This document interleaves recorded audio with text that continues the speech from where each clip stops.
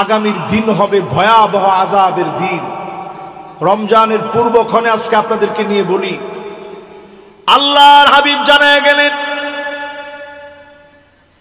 যদি তোমরা আবার ভুল করে ফেলো, ইমারাতুস সুফাহা,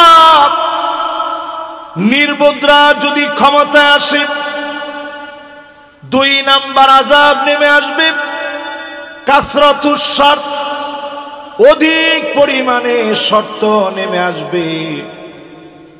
যেইভাবে রাজাকার বলে আলেমদেরকে অপমান করা হতো, ইসলামপন্থীদেরকে মৌলবাদী বলা হতো, আবার যদি ভুল করেন নানা কৌশলে ইসলামকে নিষিদ্ধ করার চেষ্টা করা হবে। যিনি অবশ্যই মুসলমানদেরকে বিজয়ী বানায় দিবেন তিনি কে? 3 নম্বরে বিয়াউল হক, টাকার বিনিময়ে হুকুম বিক্রি হবে। বুঝেন এটা? নির্দোষ মানুষকে দোষী বানায় দিয়ে একটার পর একটা মামলা হামলা করা হবে। ভাইয়ের নামে কয়টা মামলা ছিল জানি না, ওনার নামে 17টা ছিল। 1700 মামলাও যদি হইতো, আপনি জিজ্ঞাসা করতে পারতেন না যে আমি একটা মানুষ 1700টা অন্যায় করছি, কেমনে জবাব দেন? জিজ্ঞাসা করার সুযোগ ছিল? এর নাম বিয়াউল হক।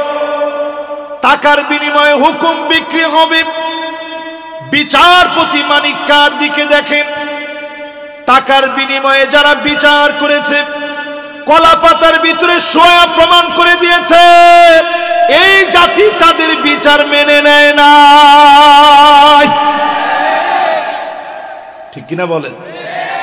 আপনারা অনেকে মনে করতে পারেন কিরে হুজুরে বলতেছে কি?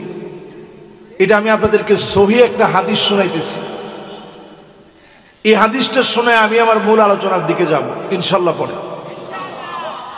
4 নম্বরে যদি এবারও ভুল করেন, ইস্তিগফাফাম বিদ্দাম, বাংলাদেশে গৃহ যুদ্ধ লাগবে।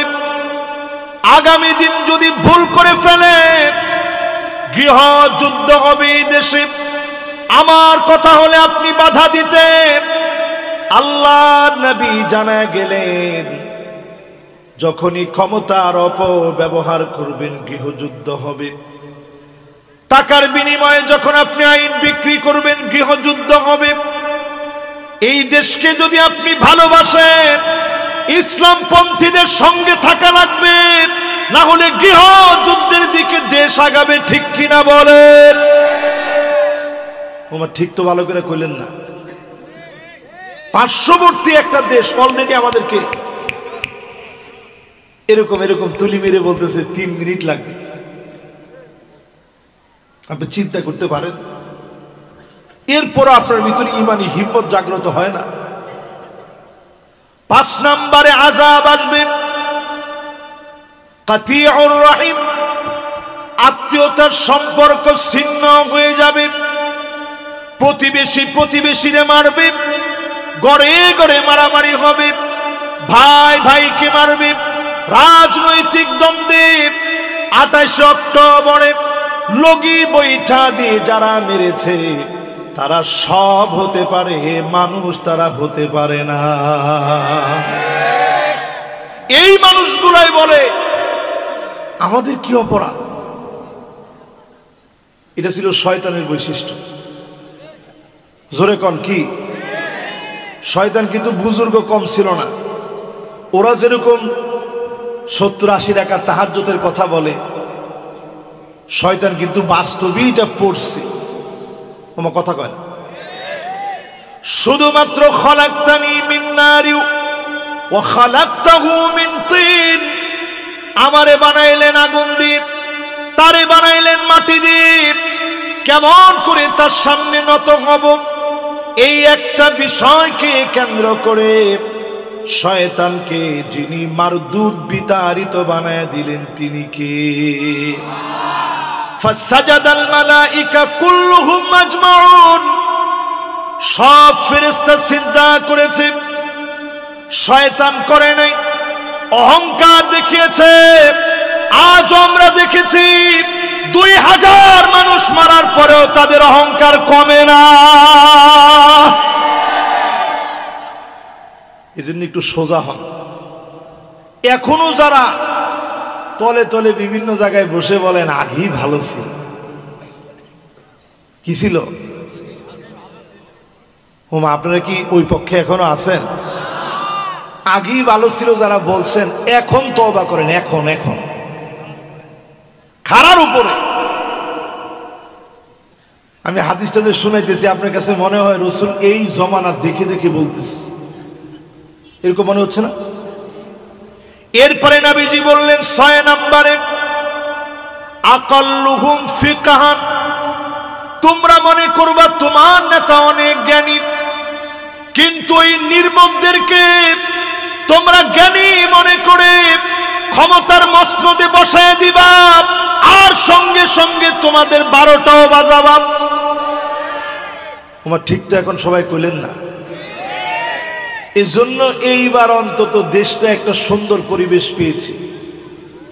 এই সুন্দর পরিবেশের পরে যদি ভুল করেন, 1টা 2টা 3টা 4টা 5টা 6টা খেসারত দিতে হবে।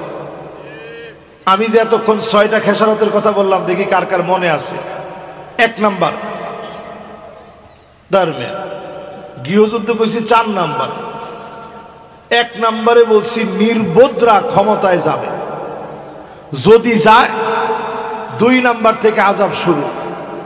যেরকম রাজাকার শুনছিলেন আবার শুনবেন, এবং একের পর এক মাথাগুলা কেটে ফেলা হবে। টুপি পরবেন কোন জায়গায়? সামনের দিন আসবে এরকম। 3 নাম্বার বলছিলাম টাকার বিনিময়ে আইন বিক্রি হবে। 4 নাম্বার বলছিলাম গৃহ যুদ্ধ লেগে যাবে। 5 নাম্বার বলছি ভাই ভাইরে মারবে, মা বাপকে পর্যন্ত রাজনৈতিক প্রতিহিংসায় হত্যা করে ফেলবে। ঠিক কিনা বলে? 6 নাম্বারে বলছিলাম নির্বোধরা নেতা হয়ে যাবে। যেই আয়াতে কারিমা সামনে এনেছি সূরা ফুসসিলাত, একই সূরা আমাদের দেশে আমরা বলি হামিম সাজদা। সবাই বলেন সূরাটার নাম কি? আপনারা কি আমার উপরে কষ্ট পেয়ে গেছেন? অনেকে মনে খুব কষ্ট পেয়ে গেছে। আল্লাহ রাব্বুল আলামিন সূরা হামিম সাজদা এর ভিতরে 17 নং আয়াতে কারিমাতে জানায়া দিলেন, ওয়া আম্মাস সামুদা ফাহাদাইনাহুম ফাস্তাহাব্বুল আমা আলাল হুদা।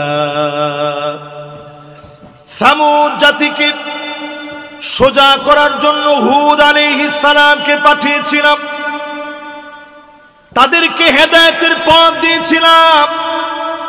সব বাদ দিয়ে অন্ধকারের পথ তারা বেছে নিয়েছিল।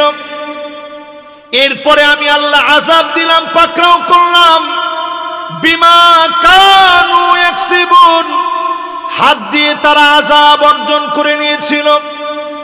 আজ আপনি মিলায় দেখেন, এই আয়াতের তাফসীর পড়েন, এই পৃথিবীতে আমার নবী মুহাম্মদ সাল্লাল্লাহু আলাইহি সাল্লামের উম্মতের উপরে 15 কারণে আযাব আসবে। জোরে বলেন কয় কারণ? সবাই এটা মুখস্থ করে বাড়িতে নিয়ে যেতে হবে। এই উম্মতের উপরে আযাব আসবে কয় কারণে? এই 15 কারণ সম্পর্কে আগে একটু সজাগ হওয়া লাগবে, তাইলে আপনি বুঝবেন আমাদের সমাজটা ধ্বংস হচ্ছে কোন কোন দিকে। 1 নাম্বার আযাব আসার কারণ হলো ইদা তুখিদাল ফাইউদওয়ানা, রাষ্ট্রীয় সম্পদগুলা বক্ষণ করে খাবে, রাস্তার ইটগুলা নিজের ঘরে গিয়ে লাগবে, বাজেটের টাকা মেরে খাবে, লক্ষ লক্ষ কোটি টাকা দেশ থেকে পাচার হয়ে যাবে। ঠিক কিনা বলে? কি ঠিক? এরকম কি হয়েছে? এমনি পতন হয় নাই। পতন হওয়ার অন্যতম আলামত দেশকে যারা একেবারে অর্থনৈতিকভাবে পঙ্গু বানায় দিবে, তাদেরকে যিনি পাকড়াও করবেন তিনি কে? দুই নম্বরে ওয়াল আমানাতু মাগনামা, আমানতদারিতা থাকবে না, আমানতদারিতা খুঁজে পাবেন না। আপনি একটু মিলা দেখেন, 3টা টার্ম ধরে জনগণ তাদের অধিকার থেকে বঞ্চিত হয়েছে, ঠিক কিনা বলেন? আযাব তেমনি আসে নাই। 3 নাম্বার আযাব আসার কারণ ওয়াজ যাকাতু মাগনামা, যাকাতকে মানুষ অভিশাপ মনে করবে। আমরা সব সময় বলি যাকাত ভিত্তিক সমাজ বিনির্মাণ। অর্থনৈতিকে যদি আপনি চাঙ্গা করতে চান, সফল বানাতে চান, বাংলাদেশে যদি ধনীরা শুধু যাকাত দিত, একটা টার্ম যদি শুধু খালি যাকাত নেওয়া যেত, 5টা বছরে দেশের চিত্র এমন ভাবে পাল্টায় যেত, যাকাত দেওয়ার মতো লক্ষ লক্ষ কোটি কোটি মানুষ তৈরি হয়ে যেত, ঠিক কিনা বলে? দেশ স্বাবলম্বী হয়ে যেত। কিন্তু আমরা যাকাত দিই নাম কাস্তে, একটা থোক বরাদ্দ দিয়ে দেই যাকাতের শাড়ি, যাকাতের লুঙ্গি নামে। যাকাত দিয়ে আমরা যাকাতকে অপমান করি। যাকাত যারা দিবেন না প্রপারলি, আল্লাহ পাক সেদিন জাহান্নামকে টেনে আনবেন, মানুষের সামনে দাঁড় করাবেন, এনে বিচার করবে, চোখের সামনে কপালের ভিতরে জাহান্নাম থেকে লোহার দণ্ডগুলা সম্পদ অনুযায়ী গরম করা হবে। সম্পদ অনুযায়ী গরম করে কপালে সেকা দেওয়া হবে, পেটের ভিতরে সেকা দেওয়া হবে। আর সেদিন বলবে আনা মালুক আনা কানজুক, আমি তোমার মাল, আমি তোমার সম্পদ। যাকাত যারা দেন নাই, সেদিন আল্লাহ টেনে এনে জাহান্নামকে এনে চোখের সামনে শাস্তি দিবেন। কারণ যাকাত কারো উপরে দয়া করা না, যাকাত কারো উপরে মায়া করা না। যাকাত মানুষের অধিকার, দরিদ্রদের অধিকার যিনি নিশ্চিত করেছেন তিনি কে? 4 নাম্বার যেই কারণে দুনিয়ার ভিতরে আযাব আসে, এটার মধ্যে আমি হুজুরও দায়ী। ওয়াতুল্লিমাল ইলমু লিগাইরিদ দ্বীন, জ্ঞান শিখবে, আলেম হবে, শোহরত বেড়ে যাবে, ফেমাস হবে, অনেক বড় খতিব হবেন, বক্তা হবেন। শুধুমাত্র এইগুলোর জন্য যারা আলেম হবে, অনেক বড় বক্তা হওয়ার জন্য আপনি আলেম হলেন, টাকা কামানোর জন্য আলেম হলেন, বড় খতিব বলবে এই জন্য আলেম হলেন, সেই দিন আল্লাহ মাথা নিচের দিকে দিয়ে দিবে, পা গুলা উপরের দিকে লটকায় দিবে। কত আলেমকে সেদিন আল্লাহ ধরে ফেলবে, কত আলেম সেদিন ধরা পড়ে যাবে, কত আলেমকে সেদিন আল্লাহ বলবে দুনিয়ায় সব পেয়ে গেছিস, এখন আর তোর জন্য কোনো কিছু বাকি নাই, তোর জন্য কোনো সম্মান বাকি নাই। বাংলাদেশে মাহফিলের অঙ্গনে একটা রাতে যেই পরিমাণ সম্মান আপনারা দেন, আল্লাহর কসম বক্তাদের কাছ থেকে জবাব চাইলে একটা কদম জবাব দিয়ে সামনে কেউ যেতে পারবে না। তোমার ঠিক তো এখন কনই নেই, মানে হুজুরের বিরুদ্ধের কথা তো এইটা কেমনে ঠিক বলি হুজুর, জোরে বলেন। যেই আলেম সরকারের জন্য চাটুকারিতা করে আন্তি জান্নাতি বলতে পারে, এমন আলেমকে বলবো তওবা করে আল্লাহর আদালতে মুখ দেখাতে পারবেন না, ঠিক কিনা বলে? আলেম অনেক প্রকার আছে, সব আলেম একরকম না। এরকম আলেমও আছে যারা সরকারের শুধু চাটুকারিতেই করে নেই, জান্নাতি বানায় দিছে, জননী বানায় দিছে, সব যারা করলো। আমি শুধু এর উদাহরণ দিই, প্রিয় আল্লামা দেলোয়ার হোসেন সাইদি রহমতুল্লাহ আলাইহির দিকে দেখেন। শেষ দিনটাতে পর্যন্ত তিনি হাসলেন, 2 জনের কাঁধে ভর দিয়ে তিনি নামলেন। ইমানি হিম্মত তিনি হারান নাই। হাসি দিয়ে বুঝায় দিলেন, জালেম তোরা সব চেষ্টা করেছিস, মাজলুমের জান্নাতি হাসি তোরা কেড়ে নিতে পারিস না।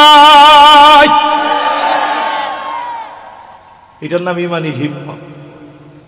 আলেম যদি হতে হয়, এমন আলেম হতে হবে ফাঁসির দড়ি গলায় আসবে, আমি আলেম, রাজপথে সর্বপ্রথম আমাকে থাকা লাগবে। ঠিক কিনা বলেন? তাহলে কয় কারণে দুনিয়ার ভিতরে শাস্তি আসে? জোরে কর। 4 নম্বরের পরে 5 নম্বরে এই জমিনের ভিতরে শাস্তি আসে কেন? আতা আর রাজুলু ইমরাতাহু, স্ত্রীর কথায় স্বামী উঠবে আর বসবে। জয়পুরহাটে এরকম হয়, একটা কথার মধ্যে পড়লো এরকম হয়। এখনকার সময় আপনি একটু চিন্তা করে দেখেন, তাকায় দেখেন, স্ত্রীরা এখন যা বলবে স্বামী তাই করবে। শুধু স্ত্রীদের কথা বলবো কেন, আমাদের দেশটাই তো মহিলারা যা বলে তার উপরে দেশটা চলে। ঠিক নেই? দেশটা চলে মহিলাদের কথায়। ওয়াল্লাহু আমরুহুম ইমরাব, নবীজি বলেন ওই দেশ কোনোদিন সফল হবে না। আমার কথা না, সহিহ হাদিসের ভিতরে নবীজি বলেন ওই দেশ কোনোদিন সফলতার মুখ দেখবে না। যেই দেশের নেতৃত্ব দিবে নারীরা। আজ বাংলাদেশে 54 বছর কেটে গেছে, আজ অবধি আমরা যদি ইসলামী শাসন পেতাম কবে দেশের চিত্রটা পাল্টে যেত। ঠিক কিনা বলে? 54 বছরে আমি তো মনে করি সব দেখা শেষ, সামনে আওয়াজ উঠবে, সব দেখা শেষ, সামনে হবে আল কোরআনের বাংলাদেশ।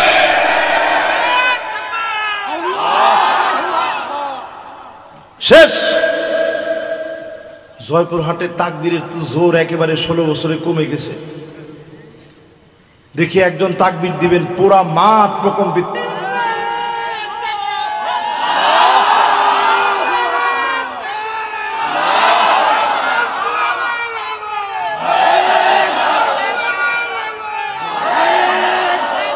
মাশাআল্লাহ।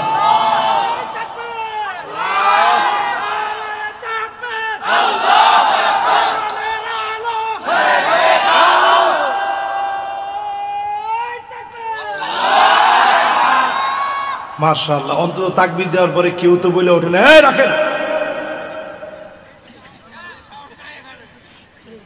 চিন্তা করেন, আচ্ছা তাকবীর কি কোনো দলের দলীয় স্লোগান? আল্লাহর নামের এই বরত্বের ঘোষণা দিলে যদি একজন মুসলমানের মনের ভিতরে খারাপ লাগে, তাহলে ওই লোকটা আর আব্দুল্লাহ বিন উবাই বিন সালুলের ভিতরে কোনো পার্থক্য নেই। ঠিক নেই? এই জন্য আমার এই রাষ্ট্রের জন্য কল্যাণকামী মুসলমানেরা হিম্মত নেন। সংখ্যা দিয়ে মুসলমানের বিজয় আসে নাই। 5 তারিখের বিজয় সংখ্যা দিয়ে হয় নাই। সিরিয়া মার খেয়েছে 12 বছর। ডিসেম্বর সিরিয়া বিজয় হয়েছে। 5ই আগস্টে আমার দেশে বিজয় অর্জন হয়েছে। অল্প কয়েকটা দিনের ডিফারেন্সে সিরিয়ার ভিতরে বিজয় অর্জন হলো। দারু মাকাররিল মুমিনিন, মুমিনদের ঘর বাড়ি। আল্লাহর নবী বললেন শাম হলো মুমিনদের ঘর বাড়ি। আল্লাহুম্মা বারিক লানা ফি শামিনা। 3 বার নবীজি দোয়া করলেন শামের জন্য। আমাদের ঘর বাড়ি সারা দুনিয়ায় প্রস্তুত হচ্ছে। আগামী দিনে একটা আওয়াজ হবে, কোরআন দিয়ে রাষ্ট্র চলবে। ঠিক কিনা বলে? রাজি আছেন? হিম্মত আছে? এটা মনে মনে চিন্তা করেন না, হুজুর লোক কই? দুনিয়াতে লোক দিয়ে কিছু হয়নি। ইয়ারমুকের প্রান্তে লড়াই লেগেছে। রোমকদের বিরুদ্ধে লড়বে মুসলমানেরা। 36,000 মুসলমান লড়াইয়ে যোগ দিয়েছে। কয় হাজার? বিপরীতে তারা ছিল 2,40,000। এবার জয়পুরহাটের ব্যবসায়ীরা একটু ঝটপট বলে ফেলেন তো দেখি, তাইলে তারা আমাদের চেয়ে বেশি কত? মাশাআল্লাহ, 3-4 জন শ্রোতা পাইলাম যারা হিসাবে পাকা। এবার সবাই বলেন তো তারা আমাদের চেয়ে বেশি কত?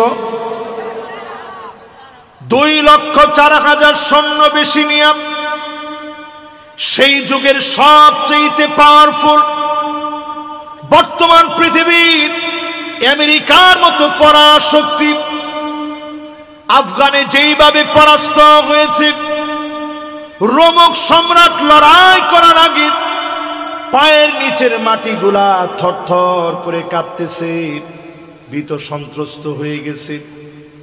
কারণ রোমক সম্রাট বুঝে ফেলেছে আমরা যুদ্ধ করার জন্য আসব, মুসলমানেরা জিহাদ করার জন্য আসবে, নিজের জীবন জমিনে বিলায় দিবে, আগে 200 জনরে মেরে জোরে কোন আল্লাহু আকবার। সুতরাং তারা ভয় পেয়ে গেছে, পাটা থরথর করে কাঁপতেছে। চীনের সম্রাটের কাছে ওই জমানায় চিঠি লিখছে, ভাই যেমনে হোক কিছু সৈন্য আমাদের জন্য পাঠাও আর বুদ্ধি দিয়ে দিও কি করতে পারি। মুসলমানরা আসতেছে 36,000। বলেন তো রোমকরা কত, আমরা কত?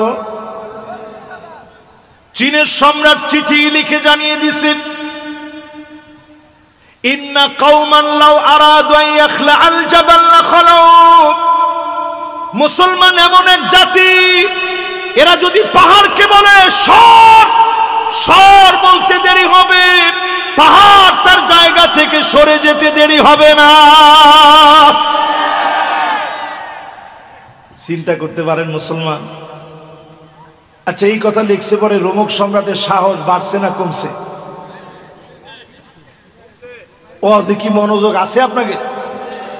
রাত কি বেশি হয়ে গেছে? এই আর অল্প কয়েকটা মিনিট আমি আপনাদের সঙ্গে আছি।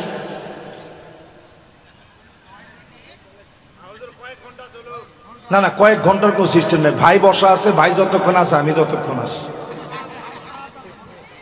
উনি যদি 15-20 মিনিট থাকে, আমিও 15-20 মিনিট আছি। এবার একটু আপনারা একটু আমার সাথে সাথে বলেন, যেই লোকটার আগেই পায়ের নিচের মাটিগুলা কাঁপতেছিল, এখন যখন বলছে মুসলমান বললে পাহাড় সরে যাবে, ভয় কি এখন বাড়ছে না কমছে? এইবার মুসলমানেরা লড়াইয়ের ময়দানে আসছে। সংখ্যা দিয়ে মুসলমানের বিজয় হয় না। খালিদ বিন ওয়ালিদ 36,000কে 36টা কাতারে দাঁড় করালেন, এক এক কাতারে 1,000। এখন দেখার পরে কি লোক কম দেখা যায় না বেশি দেখা যায়? 1,000 করে যখন দাঁড়াইছে, বিশাল বাহিনী। মাঝখানে সবচেয়ে পারদর্শী যোদ্ধা যারা, উনাদের দলকে নাম দিলেন কলবন, সবচেয়ে পরীক্ষিত যোদ্ধা। আরেক গ্রুপকে নাম দিলেন মাইমানা, ডান দিকের গ্রুপ।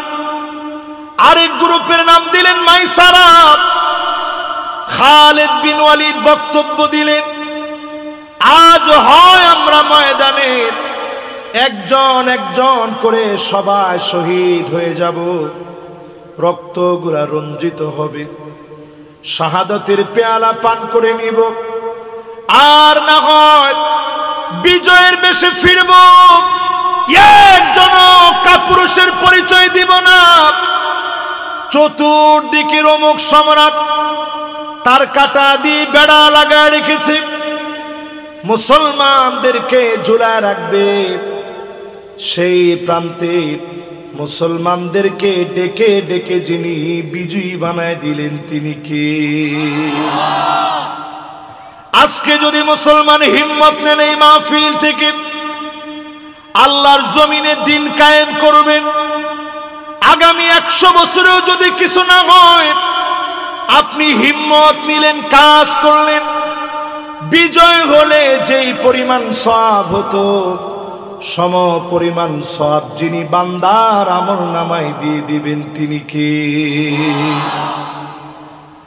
4 নম্বরের পরে এবার 5ম নম্বর শুনেন।